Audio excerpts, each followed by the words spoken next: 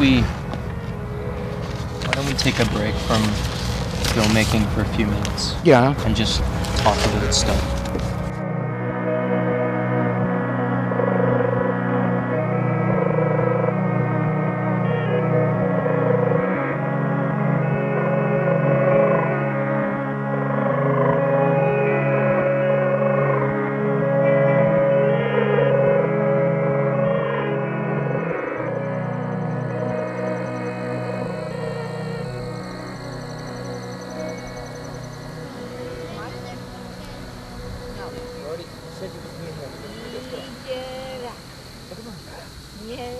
That's it.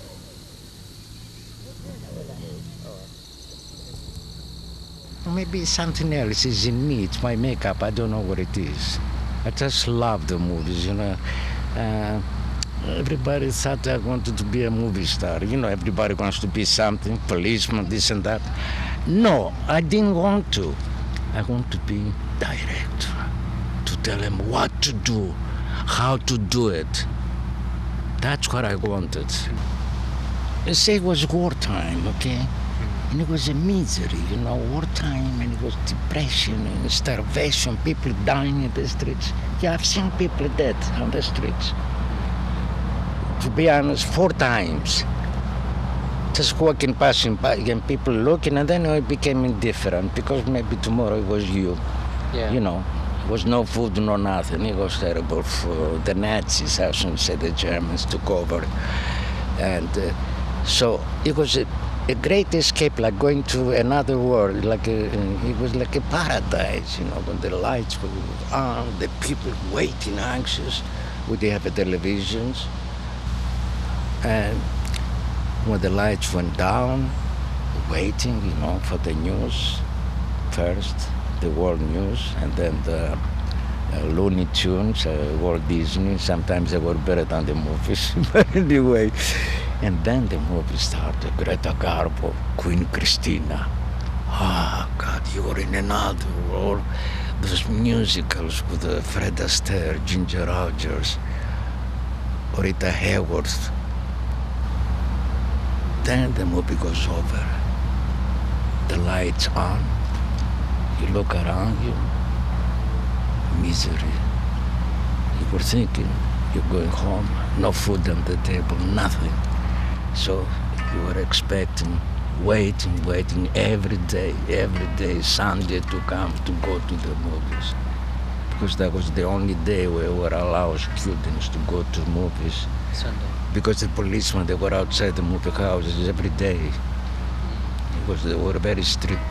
I was hungry, you know, I remember coming out from the movie house, going home. I remember I told you, nothing on the table. We didn't have a fridge, we didn't have electricity. Nothing. We had water from 8 o'clock in the morning till 9. And from 5 to 6. They were shutting off the water, the hydro, the Germans. We were expecting you to come to liberate us. When, where, we didn't know. And that kills you every day, that waiting. So the British were coming, bombarding the airport, and I could go outside and I could see the flames from far, far away. And I said, thank God, the British are coming. Some Greeks, they were killed by the bombs. We didn't care. We saw all the flames, you know, the German boats, they were burning because they were bombarded by the British airplanes. And we paraded all night, the Greeks. And the Germans, they were coming, you know, with the tanks, get in, get in. And they were burning Greek houses in Piraeus. You know what I mean? I lived those moments.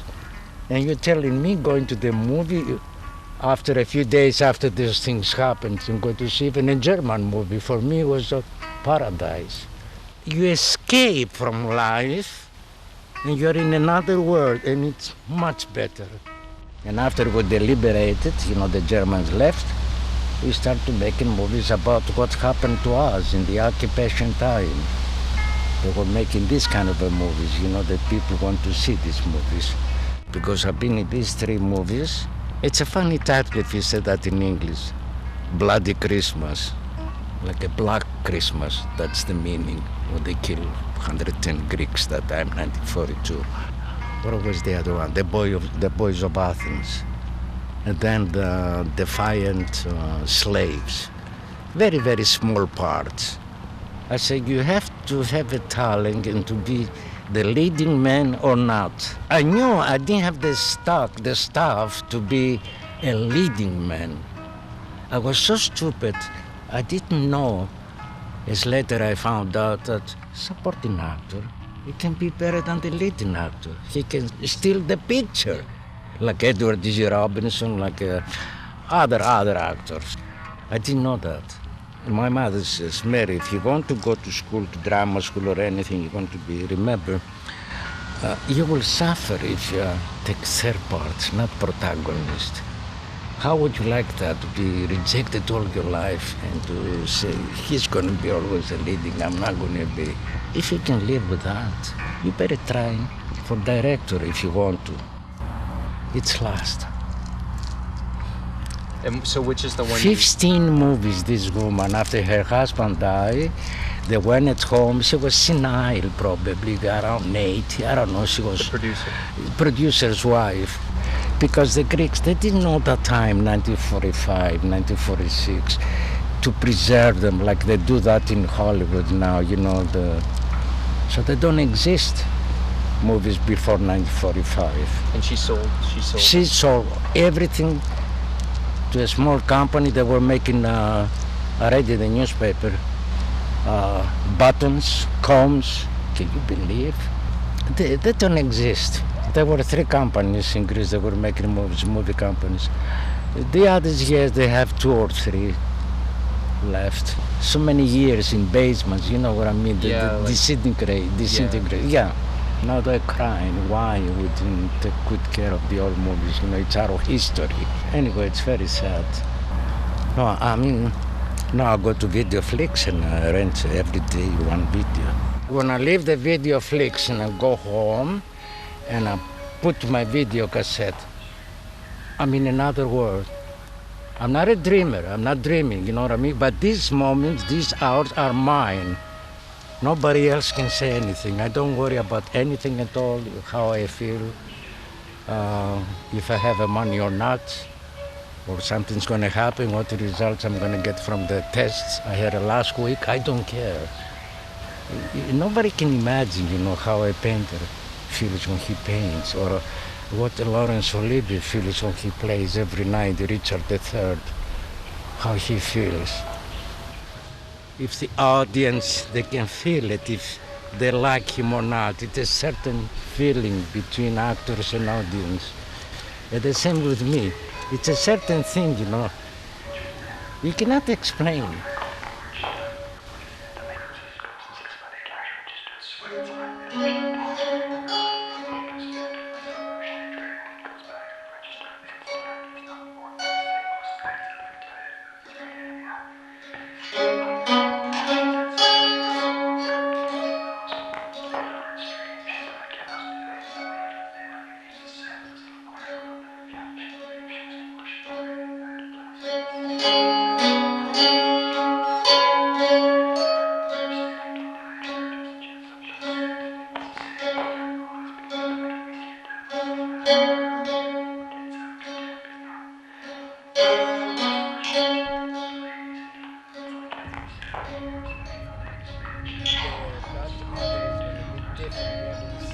Anything before.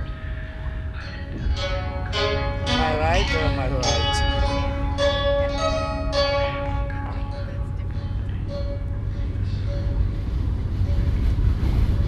Yeah, I believe that. Yeah. Because he doesn't say. I asked him last night to give me some ideas for his, no, he wouldn't.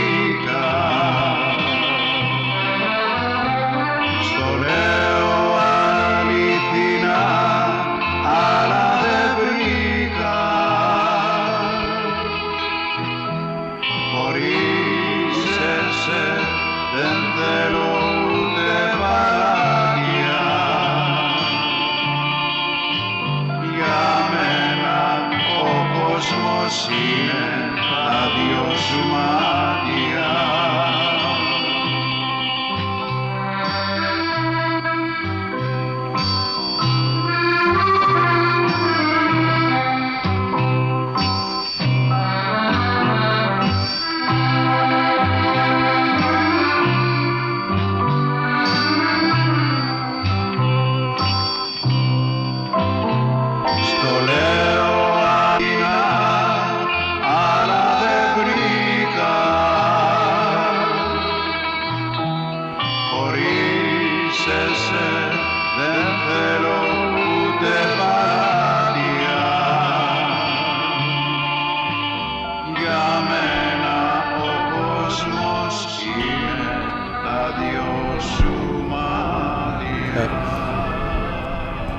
Okay, start rolling.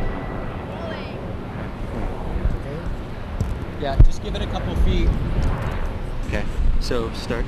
Yeah, in 1946, when I was 18 years old, they came to our high school, one assistant director, to pick some guys for a Greek movie, The Defiant Slaves. It was the story of the German occupation in Greece.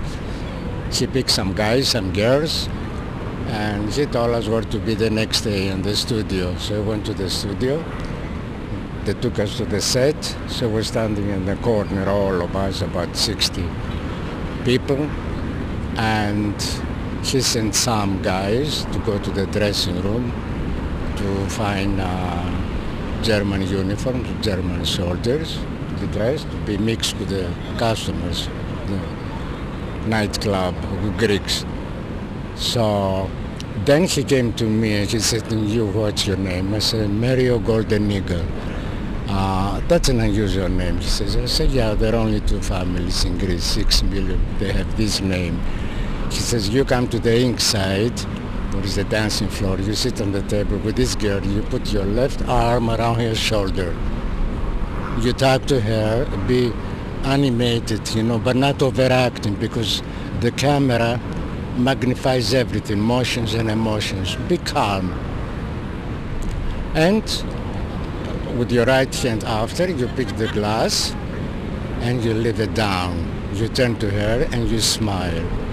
Don't look at the camera, because on the screen you're going to look like you're looking up. Don't look at the big lights, the click lights on left and the right to the camera, because you get blinded. Now the makeup man will come to put makeup on you, only on you, not to the others."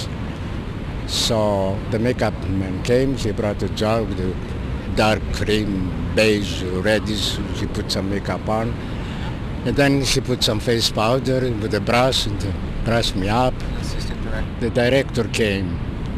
And she came to my table and she said, "Because you're not professional actor, we are not allowed by the actors union to have a speaking lines. So when the cigarette guy comes, the actor, the camera follows his back and she comes to your table and she leans over, she says, if you want cigarettes, remember, you don't talk. You talk, they're not going to hear you anyway. So you lift, you raise your hand up and your hand, that means no, I don't want it. Yeah. So the lights will go on, okay? Lights. So the big lights, click lights going on. My heart stopped right away. I forgot everything she told me. And she said, when I said 1, 2, 3, action, the camera will roll. So the cameraman came from behind the camera. He came to my nose with a big yellow tape. He measured me from the nose to the camera, long tape. Then the director says, I'm going to say 1, 2, 3, action. Okay, let's go now. 1, 2, 3, action.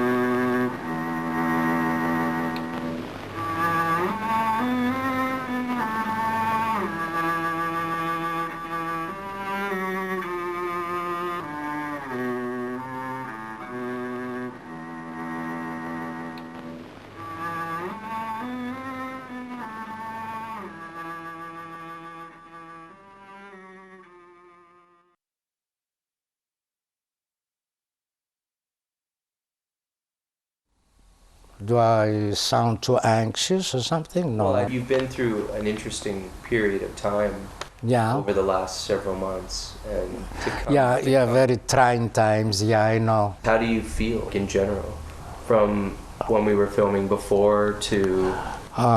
After the crisis, I had to go to my pneumonia, and the infection. I had 3 times infection, and that was very dangerous. And I was holding, the nurses, their hands, and I was holding and I was shaking. I feel like a miracle, if you believe in miracle, what's miracle, I don't mean religious thing. I cannot believe it, I'm here today. You see, I'm so happy. I faced the end, a couple of times. I could not breathe at all, even with the oxygen. I couldn't. My lungs, they were so closed. You know what I mean? I could not breathe. I had such a terrible infection. I don't know where I got that virus. Nobody understood it. If you want to know, how I feel like a new man. I feel I'm alive again. I feel, because when I was in bed, 15 days, my friends used to come, my relatives, and I talk about all the time. You won't believe this. Even to the nurses.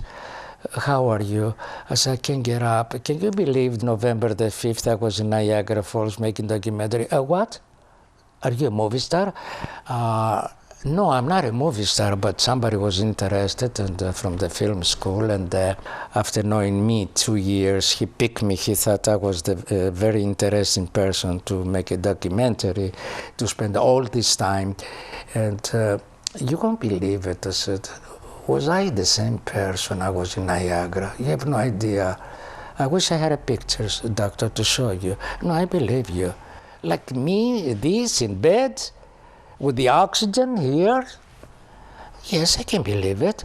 Why? You sound an interesting person, Mario. Yes, I can believe you did it. When they were left, I was thinking, will I be able to finish that? Will I be, oh God, help me. I like to finish that. I want to leave something behind. I'm not going to see it, but other people will see it. Everybody wants to leave something behind to be remembered. That's why they do statues, they do fancy graves and all this. Why? Yeah. I'm a person, I'm unique. You are unique, I'm unique, and I want people to see the difference. If I'm good or bad, doesn't matter. But I was always thinking, when I was walking on the street, I was under the impression, that the camera was following me. I told you that. Somebody said to me, you live in a fantasy, Mario. I said, I always do.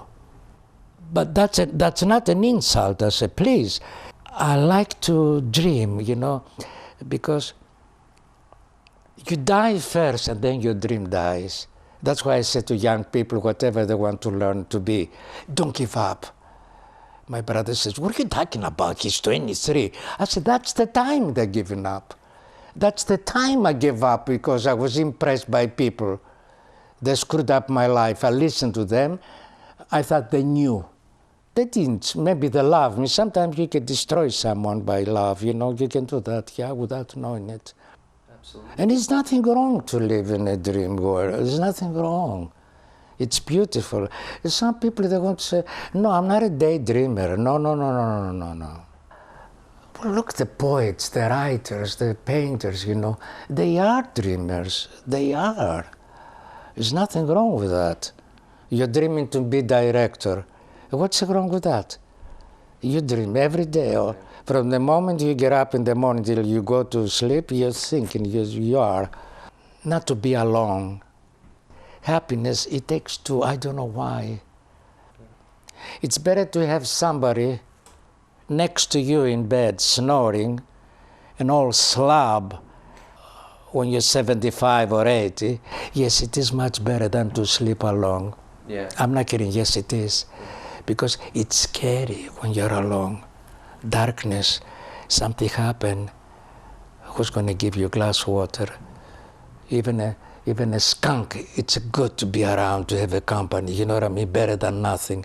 So the secret is, if you're smart, try not to be alone at the end. Try not to. Even friends, I don't mean married. How they call it's normal to get married, which I'm sorry I never did. To have children. Sexual accounts, how they call encounters, they screwed up everything. Sometimes they destroy friendships. And I think between men and woman and man, and doesn't matter. Friendship, don't screw it up. Don't, because sex, it doesn't last. It's a lot to think about. Did you tape anything? Yeah. In 1950, in August, in Athens, Greece, I was hiring a nightclub. There are outdoor nightclubs, we call it Under the Stars, for 3 weeks. And I used to sing 2, 3 songs. One was in English again, but I like this one, Your Beautiful Brown Eyes. So,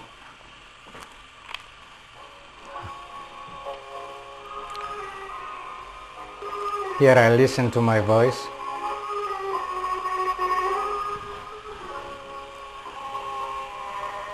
Your eyes, your beautiful brown eyes. I saw them in the sunset. We kiss each other till the night. I cannot forget you. I tried to find eyes like yours. I could not find them. Without you, even if I were a king, if I had palaces and wealth, I wouldn't want them if I didn't have you.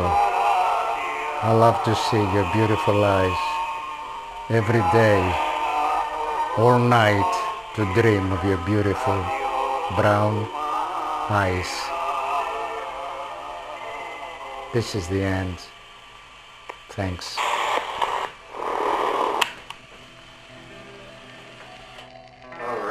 Yeah, a little bit of everything. A little bit of everything. Yeah. That's right.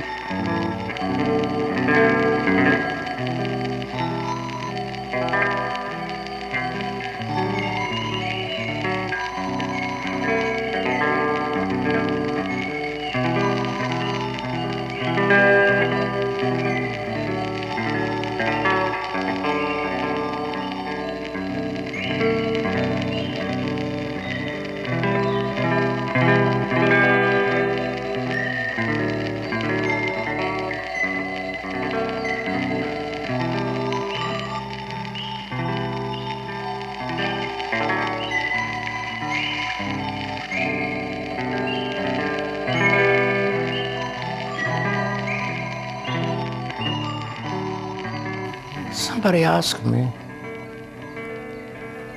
when I pray, are you filming? They ask me when I pray, what do I say